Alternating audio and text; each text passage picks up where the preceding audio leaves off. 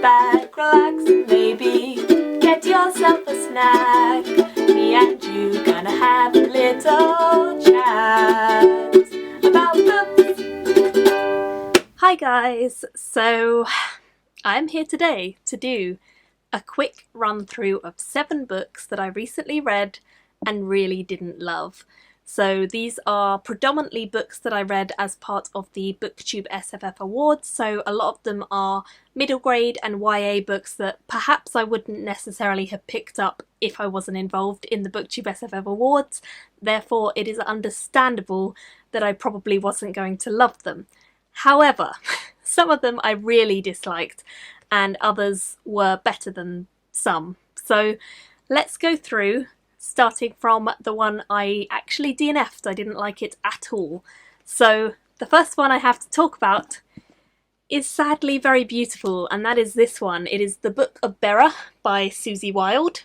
I picked this one up as a buddy read as part of the Book Buddy-a-thon with Mercedes. We were hoping to read this together and it sounded like it was going to be awesome because it was about Vikings and magical things and narwhals and predictions and seers. It sounds cool, the cover looks amazing. It wasn't good. In fact, it was so bad that I only read chapter 1 and hated it so much that I had to DNF it then and there, which never happens to me, or at least very, very rarely. Usually I give a book until the halfway point. With this one, I knew it was all over the moment that our Vikings met another group of Vikings and they were like, hey, where do you come from? And the other group was like, haha, I hope it's not Crapsby over there. And she was like, no, I don't come from Crapsby, why are you calling it that? And they were like, ha ha ha, because it's crap. What?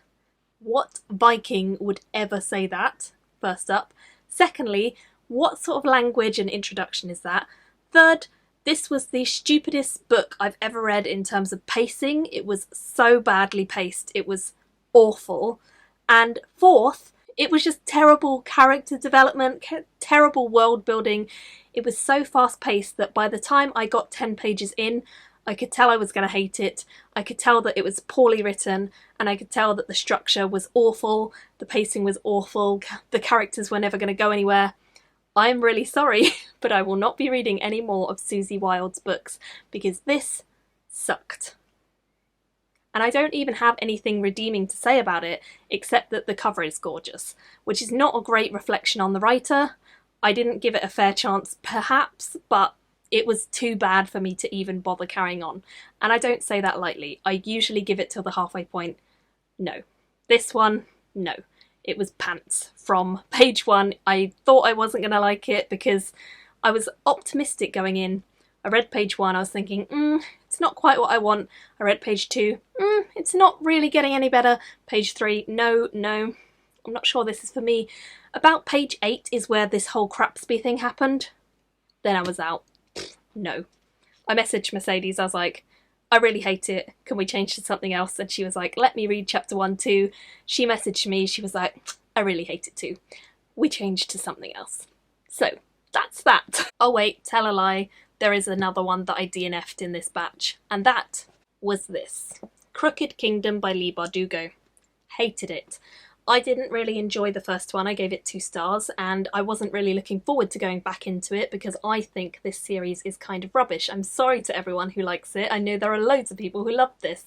I just wasn't one of them. And for me, it was totally boring, and I never connected with any of the characters, I never felt interested in the world, I just felt like it was really mundane, really not imaginative, just didn't feel exciting to me. It just felt so dull and boring and like nothing was happening for like the first half of the book. Like literally barely anything happens, and the things that do happen are so predictable. It's just not worth reading in my opinion. So I read, I think, at least halfway in this one, and I was reading it with Eleanor and we were both talking about it and saying that we just weren't really into it and we could predict loads of things that were going to happen, and they did. And it just felt so boring, like so predictably fantasy YA. It didn't bring anything new to the genre. It's supposedly kind of pitched as a sword and sorcery or something similar to like Lies of Locke Lamora. It's not that. Lies of Locke Lamora is 100 times better than this series. If you want sword and sorcery, I have a million more recommendations that are better than this. Please do not take my recommendation for this one, because I am not recommending it. I am saying it's kind of crap. Sorry about that, guys. The next one I read was Trials of Apollo by Rick Riordan. This is the first one in the series by him. It's called The Hidden Oracle. It was awful. I have studied the myth of Daphne and Apollo. I used to take history of art when I was in college, and one of the myths that we particularly studied was Daphne and Apollo. So I know about Apollo, and Apollo is a dick. Literally, he is a rapist, in fact, and he tries to rape Daphne. Daphne tries to run away from him, and this guy is so persistent in trying to rape her because she doesn't just want to have sex with him of her own volition. So he goes after her, he keeps trying to rape her, and then eventually she gets so desperate that she calls up to her father and is like, please help me, and he turns her into a tree to save her. That is basically a very simple version of the Apollo and Daphne myth. Apollo is a rapist. Here we have Rick Riordan trying to write a kids series based on Apollo the rapist as the main character. I have real issues with this. It is not okay to take a rapist character and make them into the hero of your series. It is not okay to do that. It's never going to work to do that, and in fact it was awful as a book.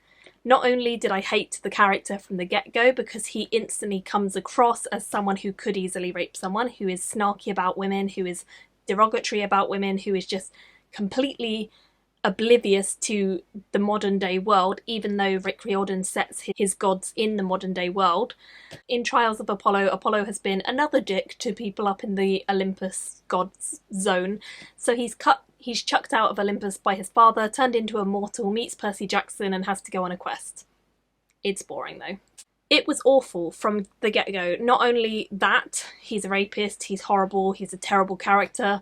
The actual story was kind of rubbish. It didn't really go anywhere. It was just crap. It just did not interest me at all.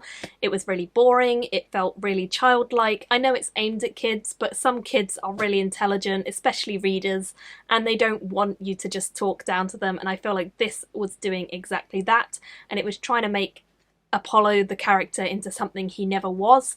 You cannot take a character like Apollo from Greek myth and turn him into a great hero that kids are going to be like, oh, it's great.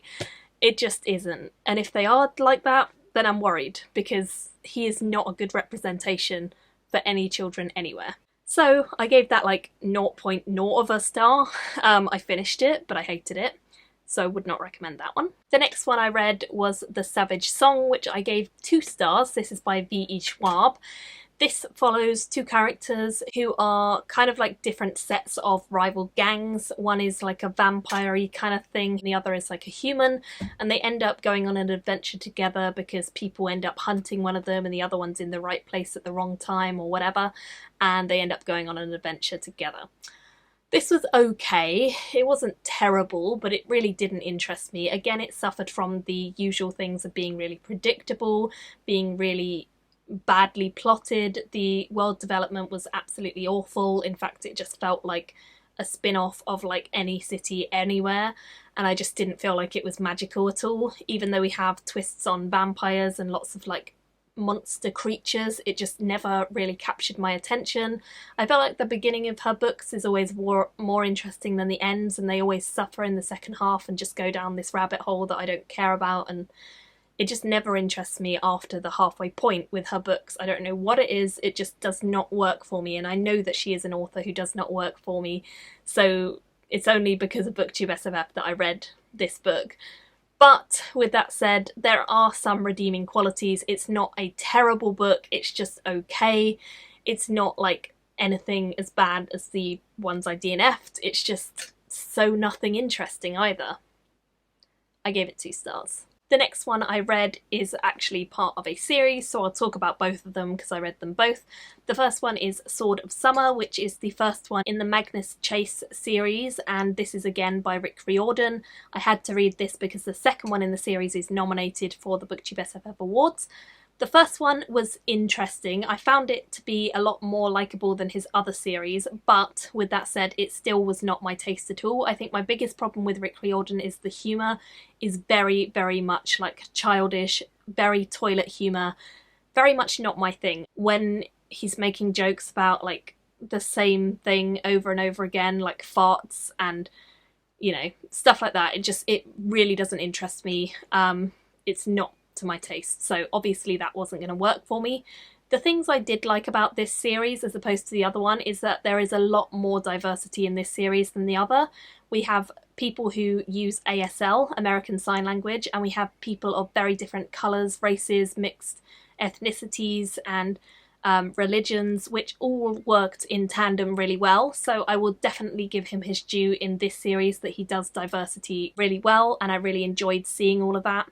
But for me, the humour and the story just did not work. This follows a young boy who is homeless after his mother is killed, and he one day has to kill a monster, and he is taken in by the gods after that, the Norse gods, and he is kind of given a lot of spiel about his backstory. He finds out his father was a god and all this stuff, like Percy Jackson, just in repeat with different characters.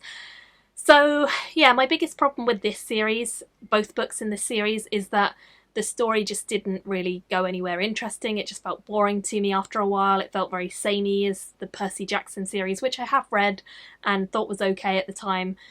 I just don't think Rick Riordan is doing anything new, and I feel like the hype around him is really overhyped because he's just not bringing anything new. The only thing that I could credit him with is giving a bit more diversity in his books, and there are plenty of other authors out there writing in children's fiction who are doing diversity just as well, if not better, than he is. So I think there are plenty of other people who deserve much more praise, and Rick Riordan's praise should maybe drop off a little bit, because he's not as great as everyone seems to think he is, or at least not in my opinion. So I gave the first one, Sword of Summer, 2 stars. The second one continued the story and it was, again, about the same level. It was not bad, but it wasn't great, and it just kind of settled into a pattern of being the same thing over and over. The adventures are like fun enough, but the story is just not anything new, and the humour was again awful, so I also gave that one 2 stars. And the final one I have to talk about in this video is A Gathering of Shadows, which is again by V.E. Schwab. I actually managed to give this one 3 stars, although it was very borderline between like a 2.5 and a 3. It just about got a 3 because it is better than book 1 in the series, and I felt like book 1 in the series was really suffering from lack of explanation and lack of world development, and I feel like this book does develop the world.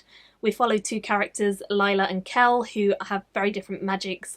Kel is from a London where there is magic in plenty, so he is essentially great with magic. Lila is from a world where there is no magic, and so she knows nothing about it until this book. The thing I liked about this was that it had a tournament as a key element, sort of part of the plot, which made it a lot more exciting than book 1. I felt like it had some direction and some structure to it. With that said, again, I do not feel like V.E. Schwab pushed the magic and the excitement of this book to where it could have been great. It always just feels a bit lackluster for me, and I just don't feel like she does enough with her books and her worlds. It always just feels a bit subpar. It feels like she could have gone the extra mile and she just bottles out and goes a different easy route that's very predictable. So I liked this a lot more than book 1. I liked it more than all the other books I've just mentioned by a long shot, and so it did get 3 stars from me, and I do think it's a series that out of all the V.E. Schwab I've read, I enjoy this series the most. But that's not saying a lot, really, so this would be the one book I would say maybe try it out of the bunch I've just showed. The rest I'd be like, yeah, don't even bother.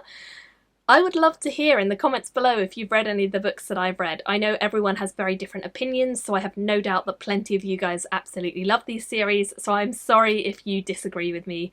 But for me, they just were not my cup of tea at all, and I had a lot to say about how much I hated them, so I thought I'd just ram them all into one video of like ranting about 7 books. So yeah, hope you enjoyed that. Thank you guys so much for watching. Leave me your thoughts, both good and bad, down below, and I will see you in hopefully a much more positive video very soon. Bye guys! Thank you for watching my video today. Go pick up a book, then come back and chat with me again.